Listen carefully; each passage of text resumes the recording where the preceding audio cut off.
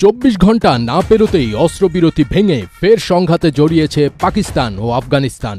এবার গোলাগুলি ছেড়ে সরাসরি রকেট হামলা শুরু হয়েছে দুপক্ষের মধ্যে।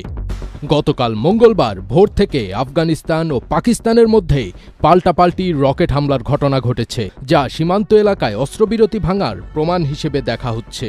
স্থানীয় সাংবাদিকদের তথ্য অনুযায়ী মঙ্গলবার ভোর 4টা নাগাদ দক্ষিণ আফগানিস্তানের কান্দাহার প্রদেশের গুরাবাগ জেলায় রকেট হামলা চালায় পাকিস্তান। তবে হামলায় তাৎক্ষণিক হতাহতের কোনো খবর এখনও পাওয়া যায়নি।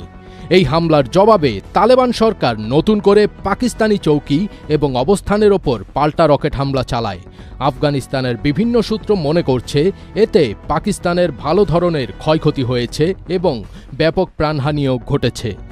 অন্যদিকে পাকিস্তান দাবি করেছে যে তারা আফগানিস্তানের বিভিন্ন সেনা ঘাঁটির ব্যাপক ক্ষয়ক্ষতি সাধন করেছে এবং বিপুল সংখ্যক তালেবান সেনা এবং জঙ্গিদের হতাহতর ঘটনা ঘটেছে। তবে এখনও এই বিষয়ে কোনো অকাট্য প্রমাণ দিতে পারেনি দুপক্ষের কেউ।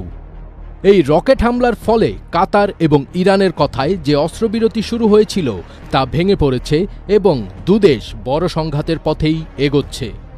এর আগে গত রবিবার পাকিস্তান ও আফগানিস্তানের সেনাদের পাল্টাপাল্টি হামলায় সীমান্তে উত্তেজনা বৃদ্ধি পায়। আফগানিস্তানে বিমান হামলার প্রতিশোধ নিতে পাকিস্তানের সীমান্ত চৌকিতে হামলা করে তালেবানরা। আফগান বাহিনীর গুলিবর্ষণের পর পাল্টা হামলায় পাকিস্তানি সেনারা আফগানিস্তানের ভেতরে একাধিক সীমান্ত পোস্ট ধ্বংস ও 19টি পোস্ট দখল করে বলে দাবি করেছে ইসলামাবাদ।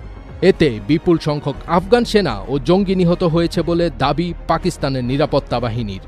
আফগানিস্তানের দাবি তাদের হামলায় পাকিস্তানের অন্তত 58 জন সেনা নিহত হয়েছে। তবে পাকিস্তানের সামরিক জনসংযোগ দপ্তর ISPR রবিবার এক বিবৃতিতে 23 সেনা নিহত এবং অন্তত 200 তালেবান ও সংশ্লিষ্ট জঙ্গি নিহত হওয়ার খবর জানিয়েছে। সংঘর্ষের পর আফগানিস্তানের সঙ্গে সীমান্ত পথগুলো বন্ধ করে দিয়েছিল পাকিস্তান। তখনই সামরিক বিশেষজ্ঞরা ধারণা করেছিলেন যে দুদেশের মধ্যে বড় সংঘাত সৃষ্টি হতে যাচ্ছে, যার ফল দুদেশের পাল্টাপাল্টি রকেট হামলায় রূপ নিল।